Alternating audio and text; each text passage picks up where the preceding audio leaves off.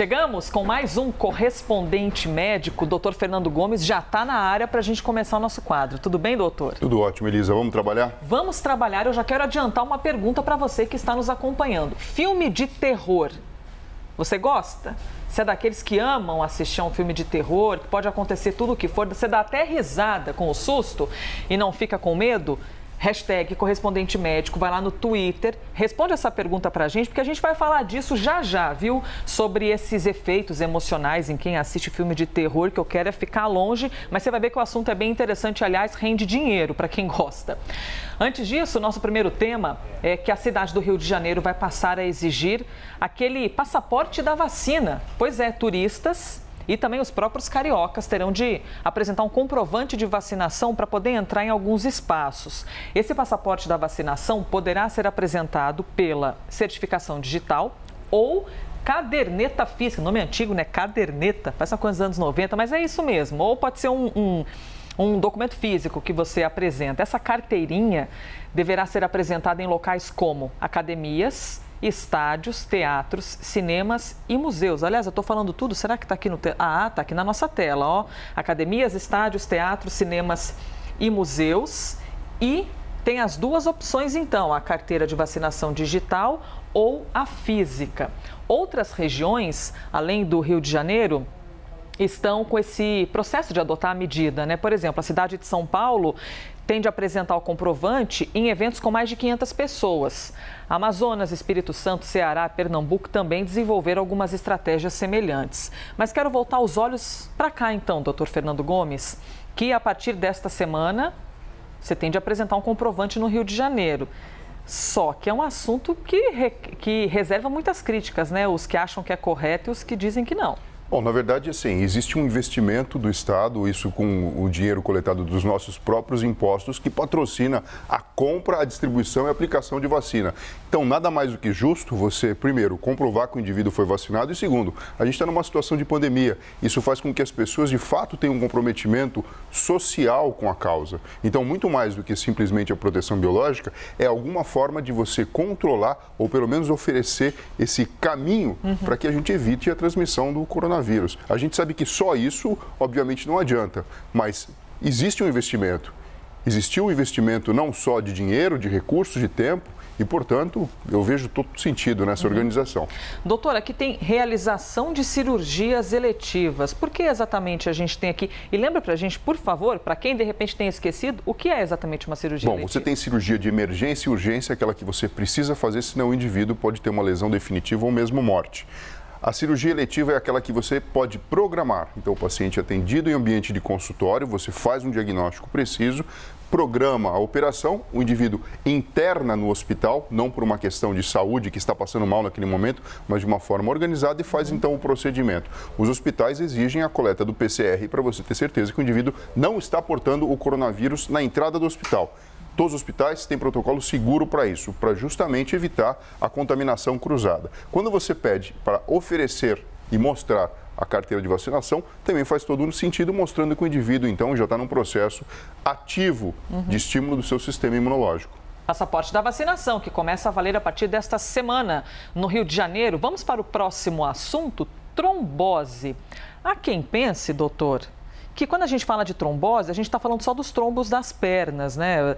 Até porque ficou popularmente conhecido por isso também. Mas esse momento de pandemia fez com que a gente abrisse... Bom, quanta coisa a gente aprendeu durante esse período de pandemia, hein? Vocês médicos, falaram tanto de trombose, corre o risco de trombos, que a gente passou a ficar mais atento e a perceber que trombose vai muito além do que apenas o trombo nas pernas. E por que a gente está falando sobre isso? Uma a cada 4 pessoas em todo o mundo morre por problemas de saúde causados justamente pela trombose. Pois é, no Brasil a trombose atinge cerca de 180 mil pessoas por ano.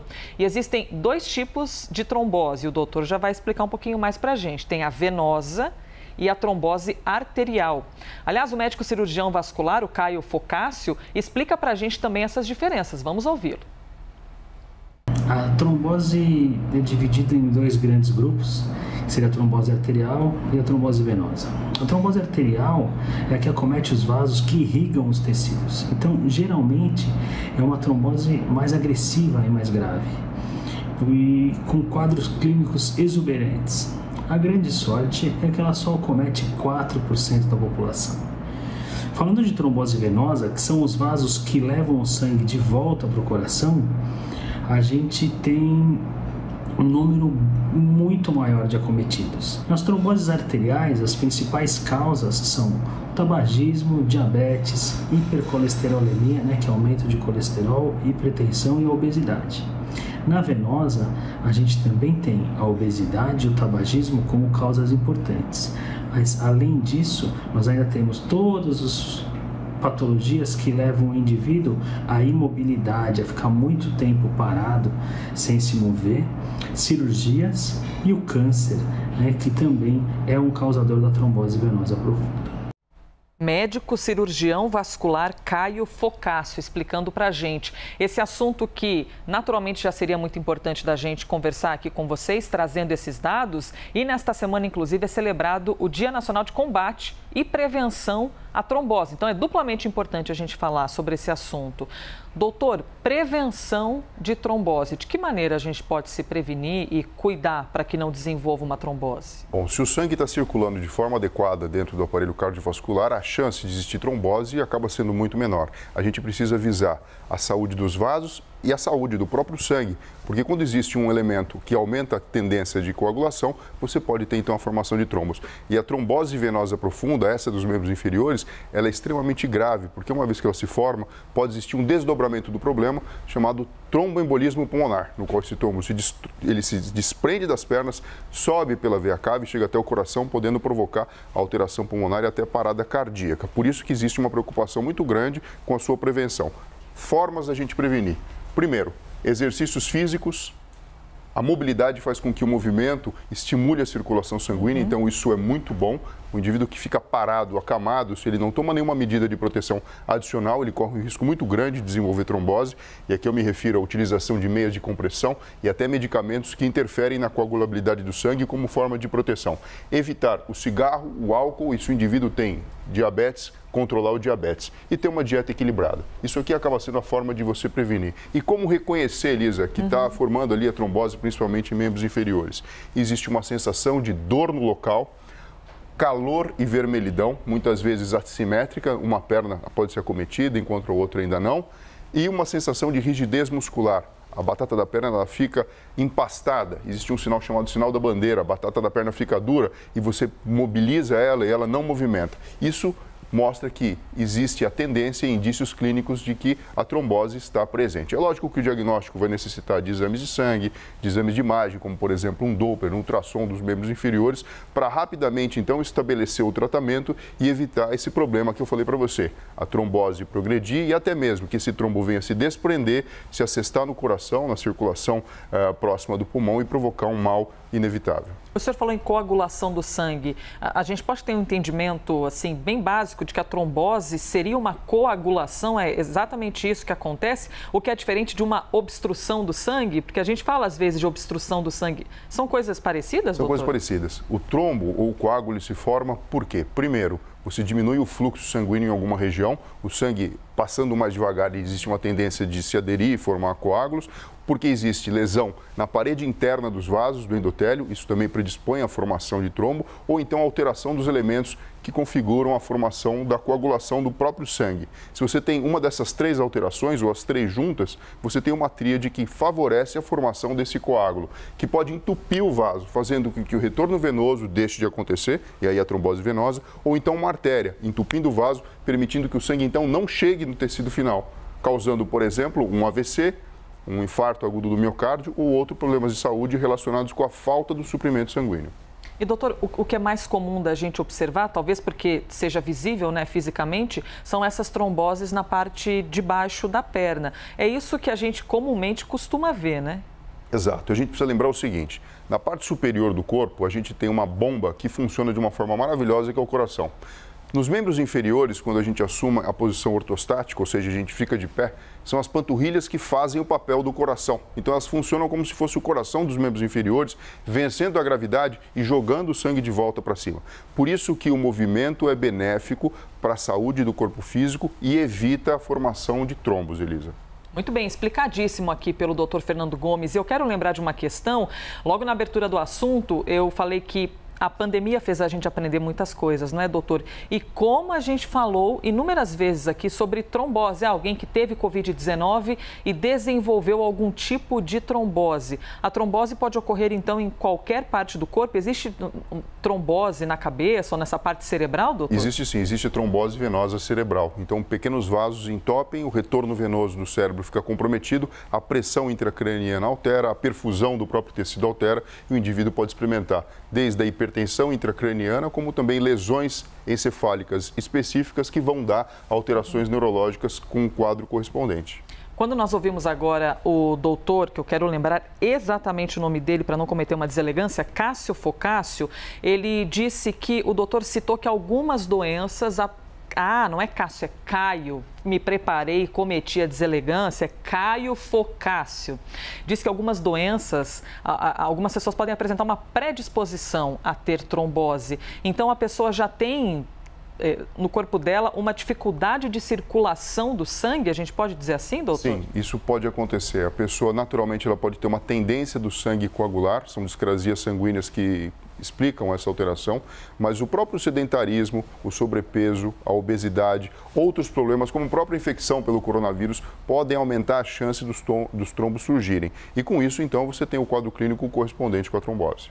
Esclarecido para você que nos acompanha? Tudo dito sobre trombose? Se você tiver alguma dúvida, por favor, pode mandar para a gente pela hashtag. Por isso que eu estava ouvindo o doutor aqui digitando, entrando rapidinho na nossa hashtag correspondente médico, porque... Por isso, Elisa, que é tão importante o movimento e pessoas que ficam de pé durante muito tempo. Por exemplo, você fica aqui na bancada do jornalismo direto, de pé, por um tempo prolongado, a utilização de meias de compressão que favorecem o retorno venoso para a parte de cima do corpo. E o tal de chegar em casa e colocar as pernas para cima? Maravilhoso. Isso funciona também. Melhor do que isso, o movimento. Movimentar as panturrilhas, subir escada, caminhar, é benéfico para o corpo físico. Quem trabalha com segurança, por exemplo, os seguranças ficam horas em pé, parados num lugar. Você tem os frentistas também que ficam o dia inteiro em pé. Tudo bem que os frentistas ainda se movimentam, mas é interessante, viu, a gente prestar atenção Viagens nisso. De avião prolongadas, viagens de ônibus prolongadas. Pessoal, botar meia de compressão, porque isso já tem indício científico de que previne a formação de trombos nas pernas. Fica a dica, passe a dica aí para quem você conhece, para quem você ama e precisa ter saúde. Filme de terror. A Lilian já falou, Deus me livre, filme de terror. Tô contigo, hein, Lilian? Só se for amarrada que eu assisto, porque tirando isso, não assisto, não. Josiane, eu não consigo assistir filme de terror, tenho pavor, até gostaria, mas o medo não deixa. Por que eu perguntei isso? Se você é daqueles que amam filme de terror, preste atenção nisso, uma empresa vai pagar aproximadamente R$7 mil para quem assistir a 13 filmes de terror. Essa matéria, que é muito interessante, está no nosso site, viu? cnnbrasil.com.br. Essa pessoa selecionada vai ser um analista de frequência cardíaca de filmes de terror e vai funcionar assim. Esse escolhido vai assistir aos 13 filmes, que são considerados os 13 filmes mais assustadores já feitos, enquanto a frequência cardíaca é monitorada. No caso do senhor, ia disparar ou ia ficar tranquilão, doutor Fernando? Sinusal, tranquilo. Tranquilo? Tipo filme de romance e filme de terror é a mesma coisa. Total, controle mental total, cérebro ninja. Só. Eu, querido, nocado, saio correndo. O objetivo é fazer um experimento, tem um motivo, para saber se os filmes de terror de alto orçamento causam mais sustos do que os de baixo orçamento. Você acredita nisso, gente? A pessoa ainda vai ganhar R$7 mil? Doutor Fernando Gomes, medo, terror. Como o nosso cérebro reage a isso? Onde fica no nosso cérebro esse medo? E a gente sente medo por influência ou naturalmente a gente já nasce meio medroso? Elisa, a gente está falando de um tema aqui super interessante. A gente está misturando a neurociência do comportamento, que está em tudo, com o entretenimento. E sem sombra de dúvida, é possível monitorar se imagens, sons, conteúdos e principalmente um filme consegue provocar as emoções que deseja quando, na verdade, está ali na prateleira com o seu rótulo do gênero, né? Romance, drama, no caso terror, suspense que ama, né? coisas Ver assim. terror e pensa, é esse que eu quero ver, minha nossa. O que acontece é que quando você tem contato com esse conteúdo, você já prepara o seu cérebro para algo diferente do que está por vir. Portanto, o seu sistema de vigilância ele fica mais ativado, as amígdalas disparam em momentos específicos, aqueles momentos mais tensos, que sinalizam uma estrutura cerebral profunda chamada hipotálamo. Então, o sistema nervoso autônomo simpático, eu preciso falar esses nomes para vocês entenderem as conexões complexas que existem dentro da nossa mente, dispara a função da adrenalina, deixando então o corpo preparado para alguma coisa, ou fugir, ou então, enfim, se proteger daquela situação, fechar os olhos, desligar a televisão, um estado de atenção diferente. Quando isso acontece, uma das marcações biológicas mais fáceis que tem de você documentar é o aumento da frequência cardíaca. Então você imagina, é um estudo super interessante. Primeiro assim, quem não quer ganhar R$7.000 para assistir 13 filmes, né? Mas 13 filmes, assim, de romance, de aventura, um documentário. Agora, a pergunta é por que 13? Por que o número 13, Elisa? Pô, a gente não sabe. 13, pô, será?